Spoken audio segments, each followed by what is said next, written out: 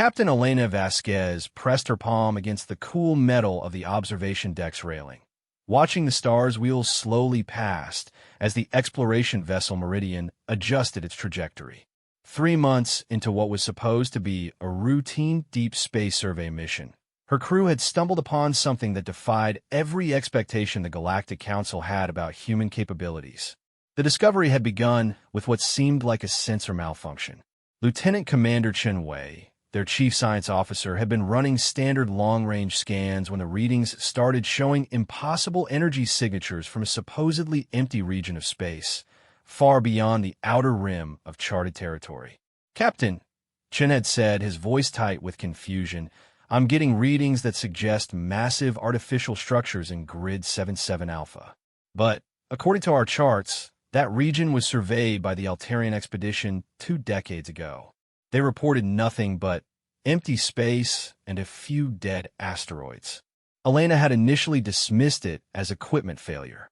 The Meridian was a human-built ship, and while Earth's technology had advanced dramatically since first contact with the galactic community 50 years ago, many alien species still regarded human engineering as primitive and unreliable. The Altarians, with their reputation for thoroughness and advanced sensor technology, were not the type to miss anything significant. But as they drew closer to the coordinates, the readings only grew stronger and more complex. Whatever was out, there was not only artificial, but massive beyond anything in the known galaxy. The energy signatures suggested structures that dwarfed even the legendary crystal spires of Zephyria, which had been considered the pinnacle of architectural achievement for over 1,000 years. "Distance to target?" Elena asked, pulling herself from her memories as the duty officer approached. 2 hours at current speed, Captain," replied Ensign Torres, a young officer whose excitement was barely contained. "Long-range imaging systems are starting to pick up visual data, but—" She paused, shaking her head. "Ma'am, you need to see this yourself." Elena followed Torres to the main display center, where Chun was hunched over a bank of monitors, his face pale with disbelief. The main screen showed a computer-enhanced image of what lay ahead, and Elena felt her breath catch in her throat. Rising from what appeared to be a carefully constructed artificial foundation was a structure of such breathtaking scope and beauty that Elena's mind struggled to process what she was seeing. Spiraling towers reached impossibly high, their surfaces catching and reflecting starlight in patterns that seemed almost alive. Graceful bridges arced between the towers, creating a web of connection that spoke of both aesthetic brilliance and engineering mastery. But it was the scale that truly staggered her. Each tower appeared to be larger than most space stations, and there were dozens of them, all connected in a complex that must have stretched for hundreds of kilometers in every direction. The entire structure seemed to pulse with a soft, golden light that illuminated details too fine for their sensors to fully resolve at this distance. "Any signs of life? Active technology?" Elena asked, though her voice sounded strange in her own ears. "Massive energy readings, Captain, but they're unlike anything in our databases. The power source appears to be completely clean, no radiation signatures, no heat waste, nothing that matches known fusion, fission, or antimatter technologies." Chen's fingers danced across his controls, calling up additional data. "And the construction materials? I can't identify them.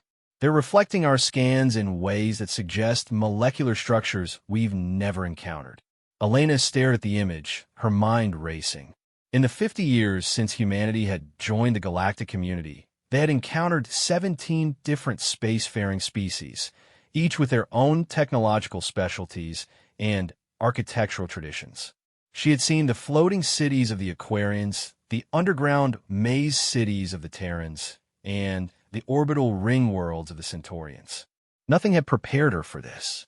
"Captain," Chun continued, his voice dropping to a whisper, "there's something else. The construction style, the mathematical proportions, the harmonic resonance patterns, and the energy signatures, they're not matching any known alien architectural traditions." "Then who built it?" "That's just it, ma'am. The resonance patterns, the underlying mathematical principles, they're showing characteristics consistent with human aesthetic and engineering principles, but advanced far beyond anything we've achieved. It's as if he paused, struggling with the implications. It's as if humans built this, but humans with technology and capabilities we don't possess. The bridge fell silent except for the quiet hum of the ship's systems. Elena found herself gripping the railing tighter as the implications hit her. Humanity was the youngest species in the galactic community, having only achieved faster-than-light travel 75 years ago. Their membership in the Galactic Council was still considered probationary by some of the older species, who viewed humans as promising but inexperienced. The idea that humans could have built something like this, especially something that had apparently been missed by Altarian surveys, challenged everything the galactic community believed about human development and capabilities. How long would construction of something like this take with current human technology? Elena asked. Chun consulted his calculations. With our most advanced shipyards and construction techniques, assuming unlimited resources and labor, conservative estimate would be 3 to 4 centuries. But, Captain, the precision work we're seeing, the integration of systems, the apparent technological advancement with our current capabilities, it might be impossible regardless of time frame. Elena watched the structure grow larger on their screens as they approached. The closer they came, the more incredible it appeared. Details that had been invisible at distance now revealed themselves. Intricate carved patterns that covered every surface, gardens that seemed to float in open space between the towers, and what appeared to be waterfalls of light cascading down the sides of the structures. "Ma'am," Torres interrupted, her voice excited. "We're receiving a signal." "From the structure?" "Yes, Captain. It's a standard galactic greeting protocol, but..." Torres frowned at her readings. "The source appears to be human." Elena felt a chill run down her spine. "Put it through." The communications array crackled to life, and a voice came through the speakers, unmistakably human, speaking clear, unaccented English. "Unknown vessel. This is Administrator Sarah Chun of Heaven's Gate Station. Welcome to humanity's first deep space construction project. Please state your identity and purpose." The bridge crew exchanged stunned glances. Elena keyed her microphone with hands that weren't quite steady. "Heaven's Gate Station. This is Captain Elena Vasquez of the exploration vessel Meridian, operating under Earth Federation authority. We weren't aware of any human construction projects in this region." There was a pause. Then laughter came through the speakers. Warm, human laughter that somehow made the impossible situation even more surreal. "Captain Vasquez, I imagine you weren't. We've been operating under deep classification protocols for the past 15 years. Would you like to come aboard? I think you'll find our project quite interesting." Elena looked around at her crew, seeing her own mixture of excitement and apprehension reflected in their faces. Whatever this was, it represented a quantum leap in human capabilities that would reshape humanity's position in the galactic community. "Administrator Chun, we would be honored to accept your invitation." "Excellent. Please follow the guidance beacons to Docking Bay 7. And, Captain, prepare to have your expectations of human potential completely redefined." As the Meridian began its approach to the impossible structure, Elena couldn't shake the feeling that they were about to discover something that would change everything, not just for humanity, but for the entire galaxy. The implications were staggering. If humans had built this in secret, what did it mean for the careful balance of power that had existed in the galactic community? What technologies had been developed? And, perhaps most importantly, why had it been kept secret? The docking bay that opened to receive them was larger than most space stations Elena had visited, its interior surfaces covered with the same intricate patterns they had observed from a distance. But now she could see that the patterns weren't just decorative. They seemed to pulse with energy, creating a complex network that spoke of purposes beyond mere aesthetics. As the Meridian settled into the docking cradle with a precision that suggested incredibly advanced guidance systems, Elena noticed something that made her pause. The artificial gravity field that had engaged as soon as they entered the bay felt different from standard galactic technology. It was smoother, more natural, as if the designers had solved problems with gravitational manipulation that had challenged physicists for centuries. "Captain," Chin said, looking up from his sensors, "I'm reading atmospheric composition that's perfectly suited for human life, but the air recycling systems are showing efficiency ratings beyond anything in our technology databases. And the power distribution network." He shook his head in amazement. "It's like nothing I've ever seen. The energy flow is so smooth and efficient that it's almost artistic." Elena straightened her uniform and checked her sidearm, though she doubted it would be needed. "Torres, you're with me." "Chun, continue full sensor sweeps and document everything. If this is what it appears to be, the scientific community will want every detail." As they prepared to disembark, Elena found herself wondering not just about the technological marvels they were about to witness, but about the humans who had created them. What kind of vision had driven them to attempt something so ambitious? What challenges had they overcome? And what did their success mean for humanity's future among the stars? The airlock cycled open, revealing a reception area that took Elena's breath away. The space was vast, with a ceiling that seemed to disappear into infinity, supported by columns that appeared to be grown rather than built. Soft, natural light filled the area, though Elena couldn't identify its source. Gardens lined the walkways, featuring plants she didn't recognize alongside familiar Earth species, all thriving in the artificial environment. And there to greet them stood Administrator Sarachin, a woman who appeared to be in her 40s, wearing clothing that seemed to blend the practical with the elegant. Her smile was warm and welcoming, but her eyes held depths that spoke of someone who had seen and accomplished things beyond normal human experience. "Captain Vasquez," she said, extending her hand. "Welcome to Heaven's Gate. I hope you're ready for a tour that will show you possibilities you never imagined." As Elena shook the administrator's hand, she realized that this moment marked the beginning of a revelation that would transform humanity's understanding of its own potential. Whatever secrets Heaven's Gate held, they were about to learn that humans were capable of achievements that would astonish even themselves. Administrator Sarah Chun led them through corridors that defied conventional understanding of space station design. The walls curved organically, creating a sense of natural flow that made walking feel more like moving through a living organism than a constructed facility. Soft bioluminescent strips provided illumination that adjusted automatically to their presence, and Elena noticed that the air carried the subtle scent of growing things, despite being in what was clearly a space-based environment. "I imagine you have questions," Sarah said as they walked, her voice carrying the easy confidence of someone completely comfortable in surroundings that left Elena feeling slightly overwhelmed. "Let me start with the most obvious one. Yes, this is entirely human-built, and yes, we've been working on it for the past 15 years. Torres spoke up, her scientific curiosity overcoming protocol. "Administrator Chun, with respect, the scale of this construction. Even with unlimited resources, our projections suggest this would require centuries to build using known human technology." Sarah's smile held secrets. "That would be true if we were using known human technology. Captain, what do you know about the Prometheus project?" Elena, search her memory. "I've never heard of any Prometheus project." Most haven't. 15 years ago, Dr. Marcus Webb made a discovery that changed everything. He was working on quantum mechanics applications when he stumbled upon what he called constructive resonance, a way to manipulate matter at the molecular level using precisely tuned energy fields. They entered a vast chamber that Elena initially mistook for an observation deck, but quickly realized was something far more extraordinary.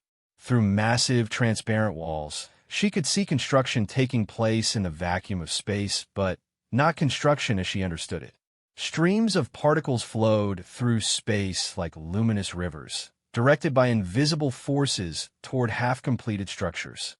As she watched, she saw walls growing like coral formations, their their surfaces taking on the intricate patterns she had observed throughout the station. The construction appeared to be happening at an impossible rate. Structures that should have taken months to build were taking shape in minutes. Constructive resonance, Sarah explained, noting Elena's amazement. Dr. Webb discovered that by creating specific quantum field harmonics, we could convince matter to organize itself according to program patterns. Instead of building in the traditional sense, moving materials and assembling them piece by piece, we create conditions where the materials naturally arrange themselves into the desired configurations. Chun Wei, who had been silent since entering the station, finally found his voice. The energy requirements for something like that would be enormous. What's your power source? Sarah gestured toward the growing structures outside. That's another Webb innovation. See those spiral patterns in the tower designs? They're not decorative. They're massive quantum resonance collectors. They draw energy directly from the zero-point field, the quantum vacuum itself. Essentially, we've learned to tap into the fundamental energy that exists everywhere in space. Elena felt her worldview shifting. The implications were staggering. How long have you known this was possible? Dr. Webb's initial breakthrough happened 16 years ago, Sarah replied, leading them to another viewing area. But it took 2 years of careful experimentation before we were confident enough to begin the Heaven's Gate project. The early tests were conducted in a hidden facility in the asteroid belt. We needed to be certain we could control the process before attempting anything this ambitious. Why the secrecy? Elena asked. This technology could revolutionize everything: construction, energy production, space exploration. Sarah's expression grew serious. That's exactly why it needed to remain secret, at least initially. Captain, what do you think would happen if the galactic community suddenly learned that humanity had developed technology that makes their most advanced capabilities look primitive? The answer hit Elena like a physical blow. The galactic community was built on a careful balance of power and mutual dependence.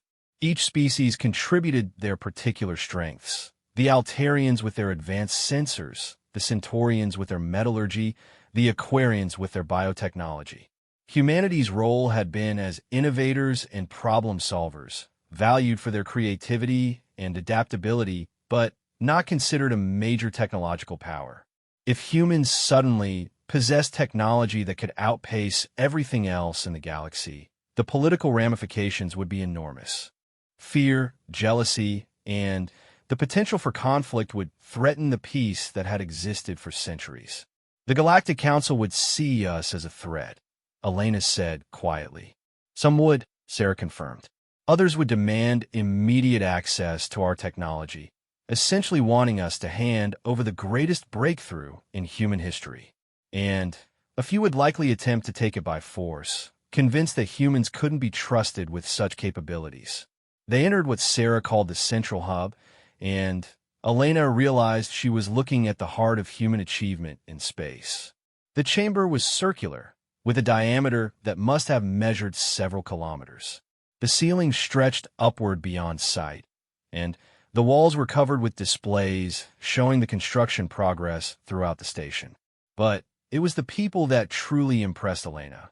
Hundreds of humans moved through the space with purposeful efficiency, working at stations that combined familiar human interface designs with technology that seemed decades ahead of anything she had seen. The workers represented every nationality and ethnicity from Earth, united in a common purpose that transcended old divisions. How many people are involved in this project? Torres asked, her voice filled with awe. Currently, about 50,000, Sarah replied. We recruit carefully people who can not only handle the technical demands, but who understand the bigger picture. Everyone here volunteered to leave their old lives behind for a minimum of 10 years, with no contact with Earth or the outer colonies. Elena watched a group of engineers working on what appeared to be a three-dimensional holographic model of some kind of engine design. As they manipulated the display, the hologram responded with a fluidity that suggested direct mental interface. The personal sacrifice must be enormous. It is, Sarah agreed. But so is the sense of purpose. Every person here knows they're participating in humanity's greatest achievement. We're not just building a space station. We're proving that human potential is limitless. They approached one of the workstations where a woman was designing what appeared to be a garden system. The three-dimensional display showed plants growing in complex patterns through a zero-gravity environment, with root systems that form geometric shapes while still providing proper nutrition to the plants. This is Dr. Lisa Patel, Sarah introduced. She's developing our biological integration systems. Lisa, could you show our guests how the living systems work? Dr. Patel smiled and gestured to her display. We've learned to work with life instead of just containing it. Using principles from Dr. Webb's resonance theories, we can encourage plants and even simple animal life to grow in patterns that serve both aesthetic and functional purposes. The display shifted to show a cross-section of one of the towers. Elena could see that the entire structure was essentially a living organism, with plant life integrated directly into the support systems, air recycling networks that use living plants as components, and even decorative elements that serve multiple purposes. The gardens you see throughout Heaven's Gate aren't just for beauty, Dr. Patel explained. They're primary life support systems, radiation shielding, and, in some cases, they even contribute to the structural integrity of the station. We've learned to work with nature instead of fighting against it. Elena thought about the sterile, purely technological environments of most space stations she had visited. Even the most advanced alien facilities kept their life support systems separate from their living spaces. Here, humans had found a way to create environments that were simultaneously artificial and natural, technological, and organic. The philosophical implications are as significant as the technological ones, Sarah observed, noting Elena's contemplative expression. We're not just proving that humans can build bigger or better than other species. We're proving that humans can create something entirely new, something that combines the best of technology and nature in ways no one else has imagined. They moved to another section of the central hub, where Elena saw something that made her heart race with excitement. A massive display showed a map of the galaxy, but it was marked with indicators she didn't recognize. Phase 2, she asked, reading one of the labels. Sarah's eyes lit up. Heaven's Gate is just the beginning, Captain. We've identified 17 locations throughout the galaxy where we plan to establish similar installations. Each one will be specialized for different purposes, some for research, others for manufacturing, some purely for habitation. The scope was breathtaking. Elena realized she was looking at plans for human expansion on a scale that would make humanity a major galactic power overnight. Not through conquest or political maneuvering, but through sheer achievement and capability. The timeline for completion? Elena asked, though she wasn't sure she wanted to know the answer. With our current capabilities and the knowledge gained from Heaven's Gate, we estimate completion of all 17 installations within 8 years, Sarah replied calmly, as if she were discussing plans for building a small outpost rather than reshaping the galactic political landscape. Chen Wei had been studying the technical displays with growing amazement. Administrator Chun, the mathematical principles underlying your construction techniques, where did they come from? I'm seeing equations that don't match any known physics texts. Sarah led them to a quiet corner where a single workstation displayed what appeared to be the theoretical foundation for their technology. Dr. Webb wasn't working alone, Commander. We have theoretical physicists here who've been developing new mathematical models for how reality works at the quantum level. What you're seeing represents a fundamental breakthrough in our understanding of how matter and energy interact. Elena studied the equations flowing across the screen. While she couldn't understand the mathematics, she could sense their elegance and complexity. These weren't incremental improvements on existing theories. They represented entirely new ways of thinking about the universe. The interesting thing, Sarah continued, is that these principles seem to work particularly well with human intuitive thinking. Other species might struggle to implement our techniques, not because they lack the intelligence, but because their thought patterns don't align with the quantum harmonics involved. Are you suggesting that humans are naturally suited to this technology? Torres asked. I'm suggesting that human consciousness might interact with quantum fields in unique ways, Sarah replied. Dr. Webb's original breakthrough happened when he stopped trying to force matter to behave according to predetermined rules and instead learned to work with its natural tendencies. It's a very human approach, adaptive, intuitive, collaborative. They spent the next hour touring different sections of Heaven's Gate, each area revealing new wonders. They saw workshops where materials were grown rather than manufactured, living quarters that adapted their configurations to the preferences of their inhabitants, and research laboratories where the boundaries between science and art seemed to have dissolved entirely. But it was the observation deck at the very top of the central tower that provided the most profound experience. From this vantage point, Elena could see the full scope of Heaven's Gate spread out below them, its towers and connecting bridges creating a pattern of such beauty and complexity that it took her breath away. 50,000 people built this, Elena said, more to herself than to her companions. 50,000 people with a vision, Sarah corrected. Captain, humanity has always been at its best when facing impossible challenges. The pyramids, the cathedrals, the first space flights. We achieve our greatest successes when we attempt things that others consider impossible. Elena stared out at the structure, trying to absorb the implications of what she was seeing. Heaven's Gate wasn't just a technological achievement. It was a statement about human potential that would echo throughout the galaxy. When will you reveal this to the Galactic Council? She asked. Sarah's smile was mysterious. That depends partly on what you decide to do with what you've learned here, Captain. We always knew that eventually someone would discover us. The question is whether humanity is ready to take its place as a major galactic power with all the responsibilities and challenges that entails. As Elena contemplated the weight of that decision, she realized that her routine survey mission had become something far more significant. She and her crew were now part of humanity's greatest secret, and their next actions would help determine the future of human civilization among the stars. The view from Heaven's Gate showed more than just an impressive construction project. It showed a future where human achievement knew no bounds, where the impossible became routine, and where humanity's greatest adventure was just beginning.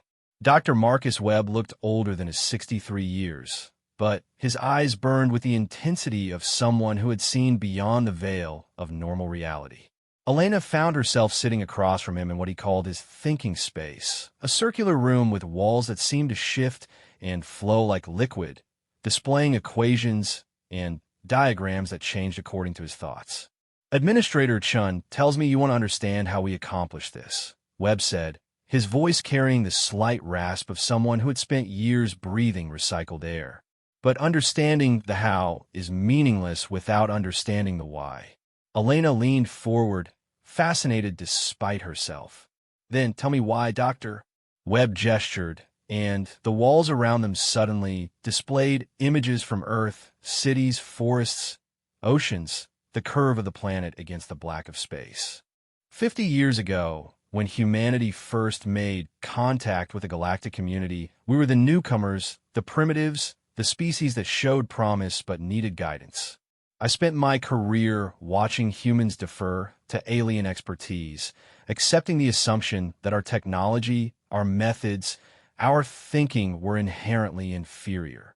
The images shifted to show various alien technologies, the crystal cities of the Zephyrians, the living ships of the Biocollective, the massive ring worlds of the Centaurians. All impressive, Elena had to admit, but she was beginning to see them differently after her tour of Heaven's Gate. I started asking a simple question, Webb continued. What if we're not behind? What if we're just different? What if human consciousness, human creativity, human stubborn refusal to accept limitations is actually our greatest strength? Torres, who had remained quiet during most of their tour, spoke up. But, Doctor, the evidence seemed clear. Every measure of technological advancement showed the older species as more advanced. Webb smiled, the expression transforming his weathered features. Every measure they defined, Lieutenant. But who says their measures are the only ones that matter? He gestured again, and the walls showed video feeds from throughout Heaven's Gate. Humans working with technology that seemed to respond to their intentions as much as their actions. The breakthrough came when I stopped trying to make human technology work like alien technology, Webb explained. Every species we've encountered approaches problems through their particular cognitive patterns. The Altarians use pure logic and mathematical precision. The Centaurians rely on systematic analysis and careful planning. The Aquarians work through collective consciousness and shared knowledge. Elena was beginning to understand. And humans? Humans use intuition, creativity, and what some might call impossible optimism, Webb replied. We see a problem, and instead of calculating whether it's solvable, we start looking for solutions. We imagine outcomes that shouldn't be possible, and then figure out how to make them real. The walls shifted to show Webb's early experiments, crude at first, but showing the development of the principles that would eventually create Heaven's Gate. Elena could see years of failure, adjustment, and gradual success leading to the breakthrough. The first successful constructive resonance event happened in my laboratory on Luna Station, Webb recalled. I was trying to create a more efficient crystal matrix for energy storage, but I couldn't make the calculations work using traditional approaches. So I stopped calculating and started feeling my way through the problem. Elena frowned. Feeling your way through quantum mechanics? Why not? Webb laughed. Human intuition has solved problems that pure logic couldn't touch. Every great human achievement, from art to science to exploration, has involved people following hunches, taking leaps of faith, refusing to accept that something couldn't be done. He gestured to a particular equation on the wall, one that seemed to pulse with a life of its own. This formula doesn't exist in any physics textbook, Captain. I developed it by imagining what matter would want to do if it had consciousness, then finding the mathematical principles that would allow it to do exactly that. The implications were staggering. Elena realized that Webb hadn't just discovered new technology. He had pioneered an entirely new approach to understanding reality, one that was uniquely suited to human consciousness. How many people know about this approach? Elena asked. Everyone on Heaven's Gate, Webb replied.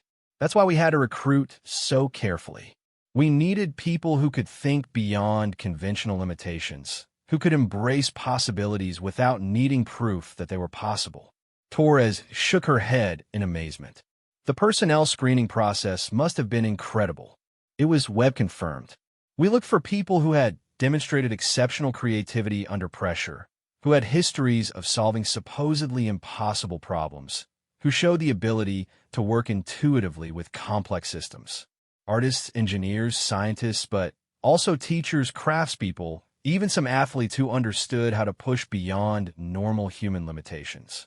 Elena thought about the people she had seen throughout Heaven's Gate, their easy confidence, their obvious pleasure in their work, their sense of shared purpose. They're not just building a space station. They're proving something about human potential. Exactly, Webb said. Every person here understands that their work is about more than individual achievement. We're demonstrating that humanity doesn't need to follow in the footsteps of other species. We can create our own path. The walls around them shifted to show real-time construction feeds from around Heaven's Gate. Elena watched materials flowing into place with the grace of a dance, structures growing with the organic beauty of living things, systems integrating themselves with a harmony that spoke of deep understanding rather than mere technical competence. Dr. Webb, Elena said slowly, what happens when the galactic community learns about this? When they realize that humans have developed capabilities that surpass their own? Webb's expression grew serious. That's the question that keeps me awake at night, Captain. We've run scenario analyses, consulted with xenopsychologists, studied historical precedents. The potential reactions range from wonder and celebration to fear and hostility. And which do you think is most likely? A combination of all of them, Webb admitted. Some species will be genuinely excited about our achievements, and will want to learn from our approaches. Others will see us as a threat to the established order. And some will simply refuse to believe that humans could have accomplished this independently. Elena understood the implications. The galactic community had spent centuries developing systems of trade, cooperation, and mutual dependence based on each species contributing their particular strengths. If humans suddenly possessed technological capabilities that made them largely independent, it would disrupt everything. Administrator Chen mentioned Phase 2, Elena said. 17 additional installations throughout the galaxy. Isn't that essentially declaring that humanity intends to become a major galactic power? Webb nodded gravely. That's exactly what it is, Captain. The question is whether we do it gradually, with careful diplomacy and explanation, or whether circumstances force our hand. What do you mean, force your hand? Before Webb could answer, an alarm chimed softly through the room. The walls immediately shifted to show a view of space around Heaven's Gate, and Elena saw something that made her blood run cold.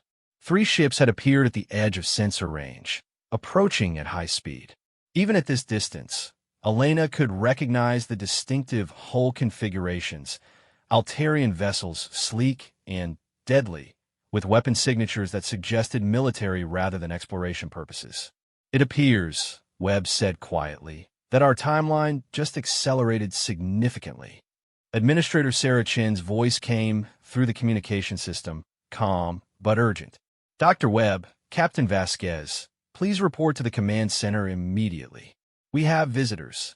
As they hurried through the corridors toward the command center, Elena's mind raced with possibilities. Had the Altarians detected some energy signature from Heaven's Gate? Were they responding to the Meridian S presence in supposedly empty space? Or had they discovered the project through other means? The command center was a buzz of controlled activity when they arrived. The main display showed the approaching ships, their trajectories indicating they would intercept Heaven's Gate within 2 hours. Elena could see the tension on every face in the room, the awareness that years of secrecy might be about to end in the worst possible way. Report, Sarah said to her communications officer. 3 Altarian military vessels, precision, logic, and mathematical, all heavy cruiser class, came to response. They're not responding to standard greeting protocols, but they're broadcasting on secure military frequencies. We're picking up fragments that suggest they're reporting to Altarian High Command. Elena felt her heart sink.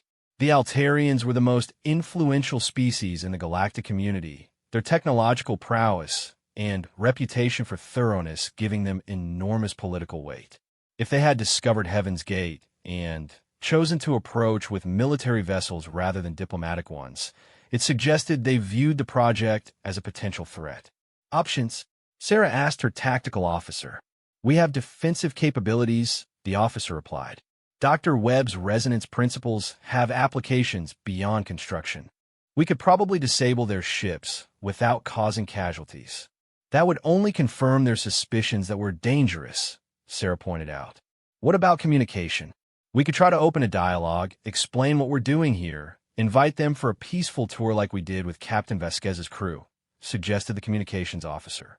Webb shook his head. The Altarians don't work that way. They gather complete information before making contact. If they're here with military vessels, they've already decided we represent a threat to galactic stability. Elena stepped forward, an idea forming in her mind. What if there's a third option? What if we don't try to hide what we've accomplished, but we also don't reveal everything at once? Sarah turned to her with interest. Explain. The Altarians pride themselves on logical analysis and thorough investigation. Instead of trying to prevent them from learning about Heaven's Gate, what if we invite them to study it? Make it clear that we're not hiding anything, but present the information in a way that demonstrates human openness and peaceful intentions. Webb looked thoughtful. It's risky. Once they understand what we've achieved, there's no controlling how they respond. But if they discover it through their own investigation, especially after we've tried to hide it, they'll assume the worst, Elena pointed out. At least this way, we control the narrative. Sarah looked around the command center, studying the faces of her team. All right, Captain. We'll try your approach. But we need to be prepared for the possibility that peaceful contact might not be possible. Elena nodded, understanding the weight of the decision. In the next few hours, the carefully planned revelation of humanity's greatest achievement would instead become an impromptu first contact scenario with potentially galactic implications. The secret of Heaven's Gate was about to be tested in the crucible of real politics and real consequences. Open a channel to the Altarian vessels, Sarah commanded. Let's see if humanity's greatest achievement can also become humanity's greatest diplomatic success. As the communications array activated, Elena realized that the next few hours would determine not just the fate of Heaven's Gate, but the future relationship between humanity and the galactic community. The magnificent palace that humans had built in secret was about to become the stage for proving that human achievement came not just from technological advancement, but from the wisdom to use that advancement responsibly. The test of Heaven's Gate was about to begin. Commander Zethkar of the Altarian vessel Mathematical studied the impossible structure before him with growing unease. In 3 centuries of service to the Altarian fleet, he had never encountered anything that so thoroughly challenged his understanding of technological development. The energy readings alone suggested capabilities that surpassed even the most advanced Altarian installations. But the architectural complexity implied a level of artistic sophistication that a species had never associated with human capabilities. Communications, report. He commanded, his 4 primary manipulation appendages dancing across control interfaces with practiced precision. The human vessel Meridian is maintaining position within the structure's docking bays, his communications officer responded. The structure itself is broadcasting standard galactic greeting protocols, identifying itself as Heaven's Gate Station under human administration. And our sensor analysis? His science officer, whose mathematical precision was legendary even among Altarians, hesitated before responding. Commander, the data is problematic. The construction techniques we're observing don't match any known technological principles. The materials appear to be arranged at the molecular level according to patterns that suggest manipulation of fundamental forces we don't fully understand. Zethkar felt a chill that had nothing to do with the temperature in his command center. The Altarians had built their reputation on their ability to analyze and understand any technological development they encountered. Their mathematical models could predict the capabilities of any known species. Their sensor networks could penetrate any known defensive system. Their logical processes could solve any known problem. But this human construction defied analysis. Commander, his tactical officer interjected, "We're receiving a transmission from the structure. The humans are requesting permission to open a direct communication channel." Zethkar considered the options. Standard protocol for encountering unknown technology was to maintain distance and conduct thorough analysis before risking contact.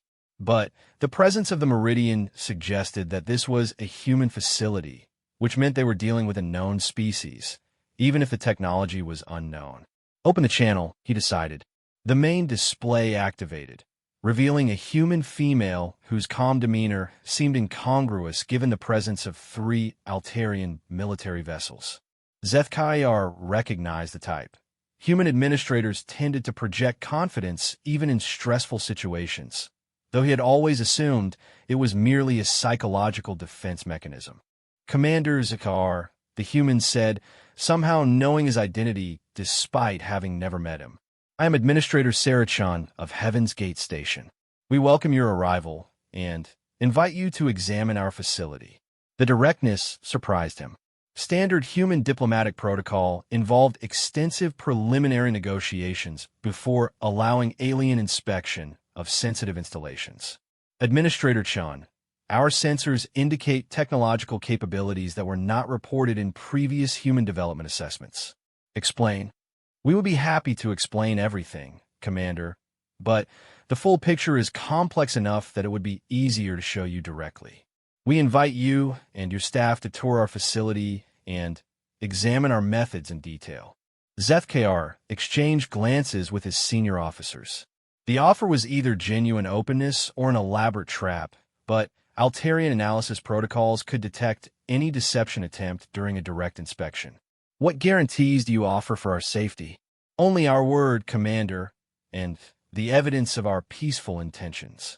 We could have hidden from your sensors if we had intended hostility. Instead, we're offering complete transparency. The logic was sound, but Zethkayar remained cautious. We will send an advance team for preliminary assessment. If their findings support your claims of peaceful intent, we will consider a fuller inspection. Understood, Commander. We'll have our docking Bay 7 prepared to receive your team. As the communication ended, Zethkayar found himself facing a decision that could have implications far beyond a simple first contact scenario. If humans had indeed developed technology that surpassed Altarian capabilities, it would require a fundamental reassessment of galactic power structures. Assemble a priority assessment team, he ordered. Full sensor packages, complete security protocols, and our best xenotechnology analysts. If humans have achieved what our sensors suggest, the Galactic Council needs to know immediately. 2 hours later, the Altarian assessment team found themselves in a docking bay that challenged everything they thought they knew about human engineering. The space was vast and elegant, with flowing curves that seemed to grow organically from the structure itself. But it was the technical details that truly amazed them. The gravity field was perfectly uniform, without the subtle variations that plagued even the most advanced Altarian installations. The atmospheric controls maintained precise environmental conditions while somehow making the air feel completely natural. Even the lighting seemed to come from the walls themselves, providing illumination that was both functional and aesthetically pleasing. Dr. Marcus Webb met them at the airlock, accompanied by a team of human scientists who seemed genuinely excited about the opportunity to share their work. Zethkayar had expected nervous defensiveness, but instead found enthusiastic openness. Commander, Webb said, extending his hand in the human gesture of greeting. Welcome to humanity's greatest achievement. I'm Dr. Marcus Webb, the principal researcher behind our construction techniques. Zethkar studied the elderly human, noting the confidence in his bearing and the excitement in his eyes. Dr. Webb, our analysis suggests technological capabilities beyond known human development parameters. Explain how this was achieved. Webb's smile was genuinely warm. Commander, that's exactly the wrong question. The how is just implementation. The real breakthrough was learning to ask different questions about what's possible. Elaborate. Follow me, Webb said, leading them deeper into the station. Everything you're about to see is based on a simple premise: that reality is more flexible than most species assume, and that consciousness can interact with quantum fields in ways that pure mathematics can't predict. As they walked, Webb explained his theories about constructive resonance and quantum consciousness interaction. Zethkayar found the concepts both fascinating and disturbing. The Altarian approach to technology was based on precise mathematical models and logical progression. The idea that intuition and consciousness could be technological tools challenged everything his species believed about proper development. They entered what Webb called the primary construction laboratory, and Zethkayar saw something that would haunt his mathematical precision for the rest of his life. Human technicians were working with flows of raw matter, guiding particle streams with what appeared to be direct mental interaction. As he watched, a complex crystalline structure took shape in seconds, its growth following patterns that seemed to respond to the technician's intentions rather than programmed instructions. Impossible, breathed his science officer. Matter doesn't behave that way. It does if you ask it nicely, replied the human technician with a grin that Zethkar found both disarming and unsettling. Webb gestured to monitoring displays that showed the quantum field fluctuations during the construction process. We've learned that consciousness creates patterns in quantum fields, and that those patterns can influence how matter organizes itself. It's not telepathy or magic.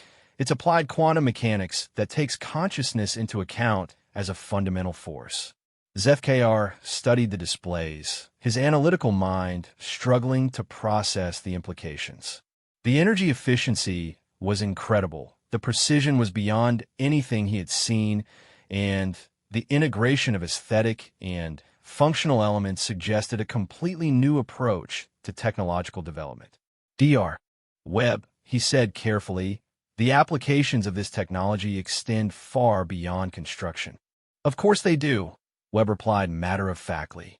Energy production, space travel, manufacturing, terraforming, even medical applications. We've only begun to explore the possibilities. The casual way Webb mentioned capabilities that would revolutionize galactic civilization made ZFKR realize the full scope of what he was confronting. This wasn't just an impressive human achievement. It was a fundamental shift in technological capabilities that could reshape the entire galaxy.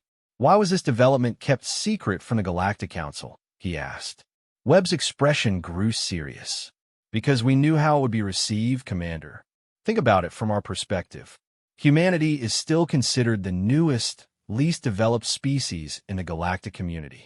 If we had announced these discoveries, what would have been the reaction? ZFKR considered the question honestly.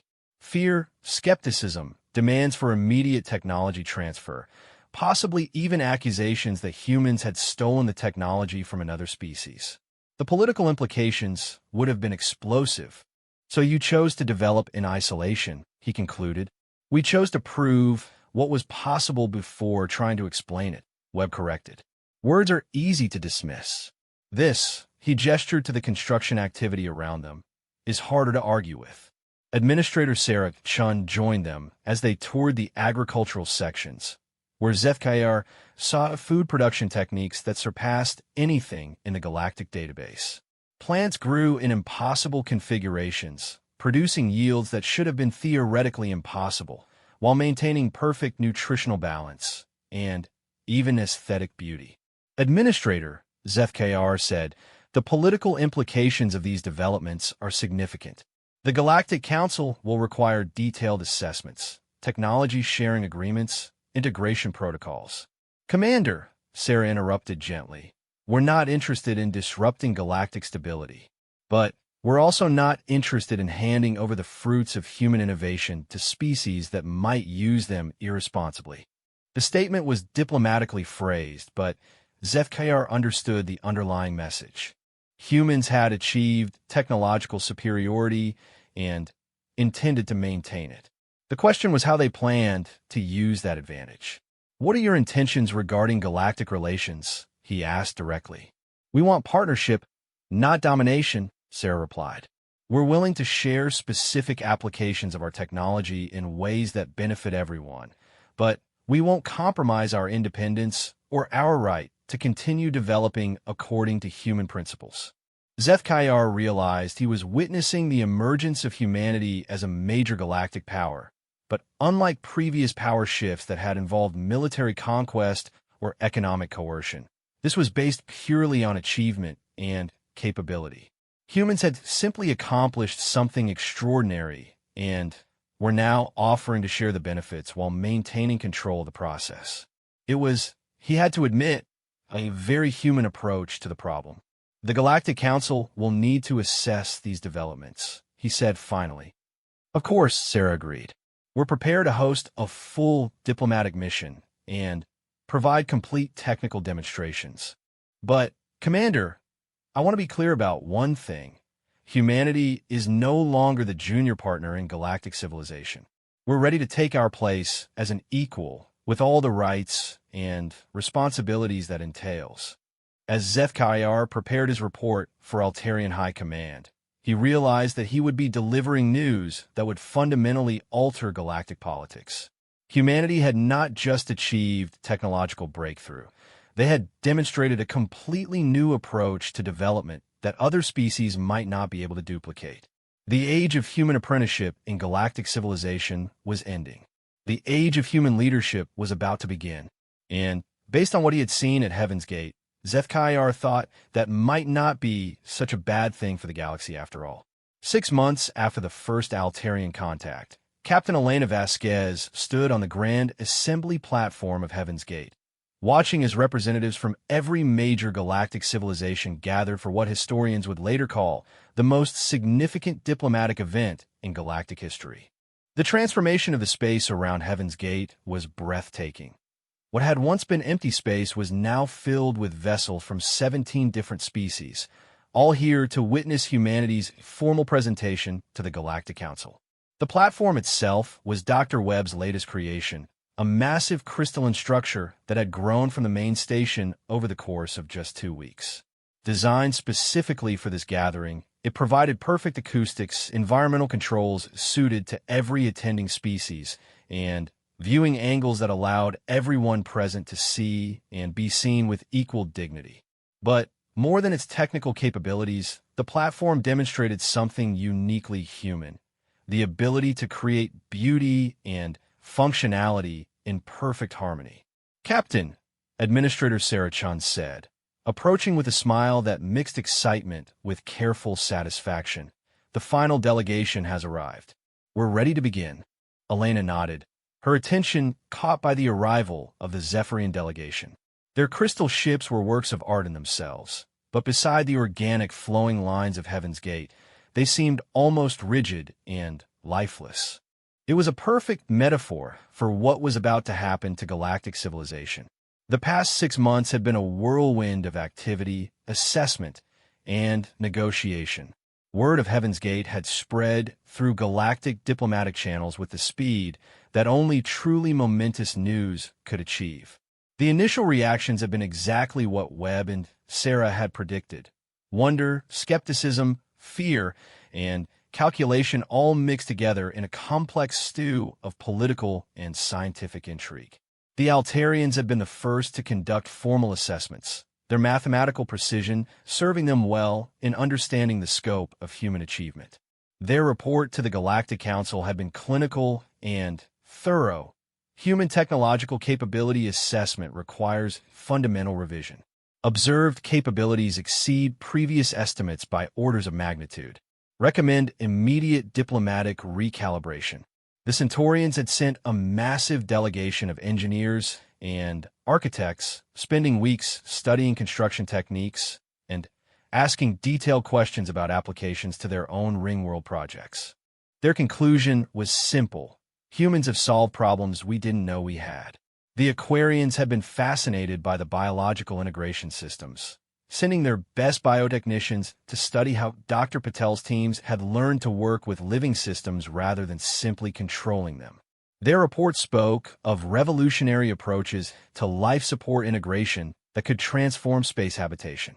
But it was the reaction of the younger species that truly demonstrated the impact of Heaven's Gate. The Novari, who had achieved spaceflight only 2 centuries ago, sent a delegation that spent most of their time simply staring in amazement at what humans had accomplished. Their ambassador had summed up the feelings of many. "We thought we understood the limits of what was possible. Humans have shown us that the only limits are in our own imaginations." Now, as representatives from across the galaxy gathered on the assembly platform, Elena realized she was witnessing the moment when humanity officially graduated from student to teacher in galactic civilization. Dr. Webb stepped forward to the central speaking area, his elderly frame somehow commanding the attention of beings whose species had been spacefaring when humanity was still discovering fire. The translation systems ensured that every word would be understood by every species present, but Elena suspected that Webb's real message would transcend language. "Friends and colleagues," Webb began, his voice carrying clearly across the platform. "6 months ago, you learned of human achievements that challenged your assumptions about our capabilities. Today, I want to share with you not just what we've accomplished, but what we've learned about the nature of achievement itself." The assembled representatives settled into attentive silence, the weight of the moment apparent to everyone present. Every species in this gathering has contributed something unique to galactic civilization, Webb continued. The Altarians gave us mathematical precision. The Centaurians taught us systematic engineering. The Aquarians showed us biological integration.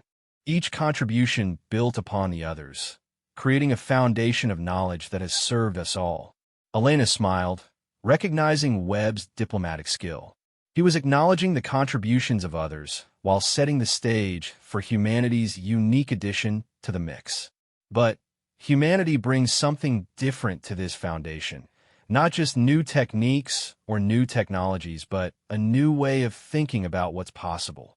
Webb gestured, and the walls around the platform suddenly came alive with displays showing construction activity throughout Heaven's Gate.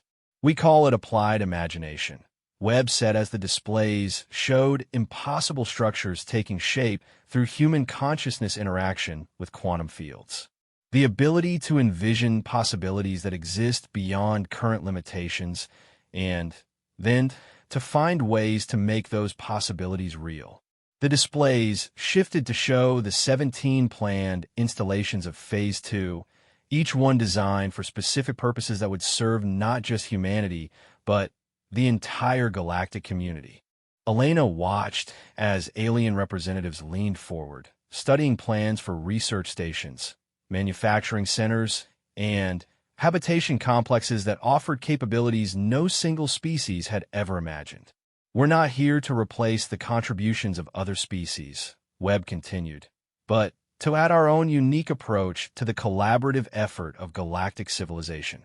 We offer not just our technology, but our methodology, our human approach to turning impossible dreams into inevitable realities.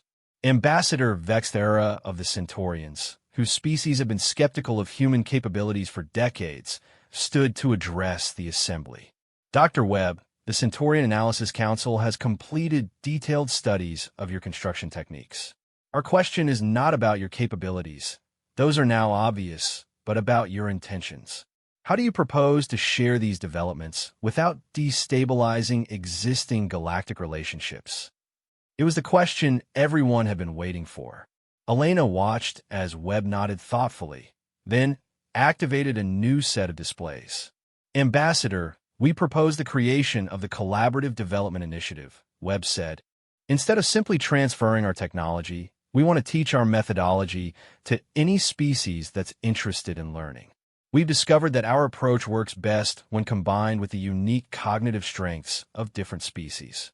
The displays showed preliminary results from 6 months of limited cooperation with various species.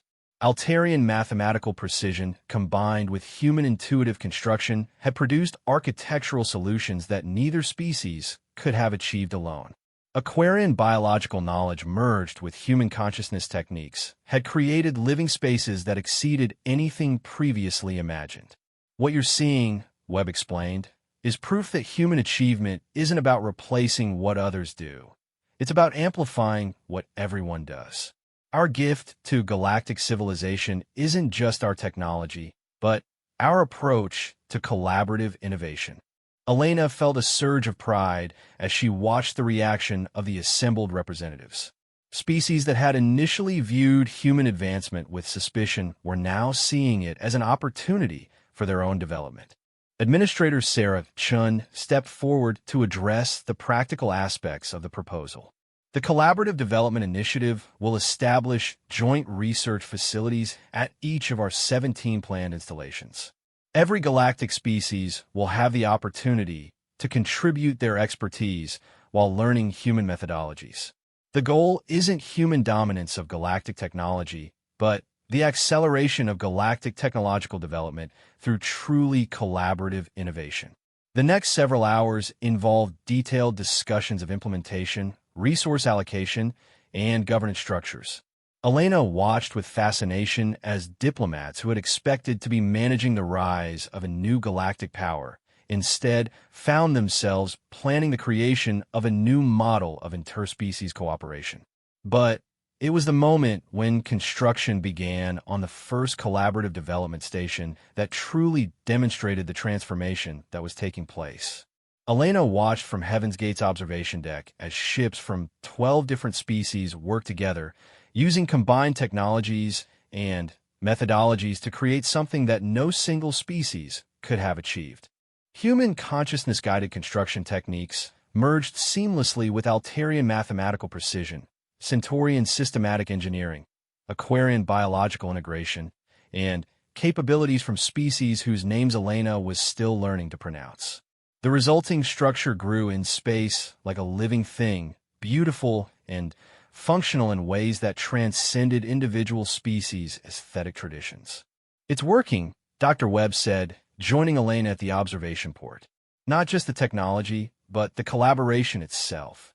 Each species is discovering capabilities they didn't know they possessed when they work in combination with others."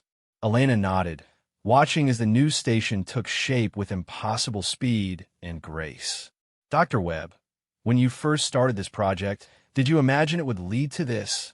Webb smiled, his eyes reflecting the light from the growing structure. "Captain, the most important thing I learned about human achievement is that we're always capable of more than we imagine. I hope we could build something impressive.